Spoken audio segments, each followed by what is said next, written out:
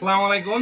আপনারা আজকে দেখতে পারবেন যে অল্প কিছু জায়গায় 1000 পাখি কিভাবে লালন পালন করা যায়। হয়তো কিছু অর্থ ব্যয় হয়, তো অর্থ ব্যয় হলেও সব দিক দিয়ে শান্তি আছে। এই যে ডিমগুলা দেখতে পাচ্ছেন, এই ডিমগুলা মানে এত সুন্দর ক্লিয়ার যা মনে হয় যে ডিমগুলো আমরা ধুইছি, কিন্তু আসলে ধুই নেই।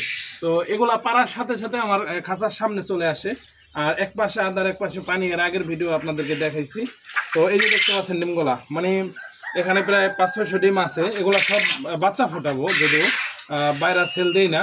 তো এখানে যে দুইটা খাঁচা দেখতে পাচ্ছেন পাশাপাশি, এই এতটুকু জায়গার ভিতরে আমি একটা ঘরের ভিতরে 1000 পাখি পালন করতেছি।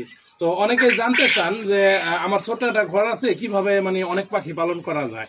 তো তাদের জন্য আজকের ভিডিওটা মূলত।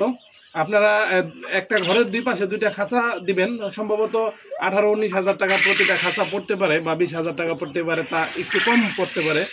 তো আপনারা দুই পাশে দুইটা খাঁচা দিয়ে এইভাবে 1000 পাখি লালন পালন করতে পারেন। তো অনেকেই প্রশ্ন করেন, আর তাদের জন্য ভিডিওটা। আর বরাবরের মতো ভিডিওগুলো শেয়ার দেওয়ার জন্য অনুরোধ জানাচ্ছি।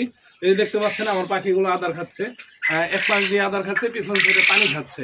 মানে আর কত শান্তি বলেন, আর কত শান্তি চায় একটা খামারে। মানে অনেক কষ্ট আমরা জানি, তো দিন দিন কষ্টগুলো কমে আসছে। তো ভালো থাকবেন সবাই, আল্লাহ হাফেজ।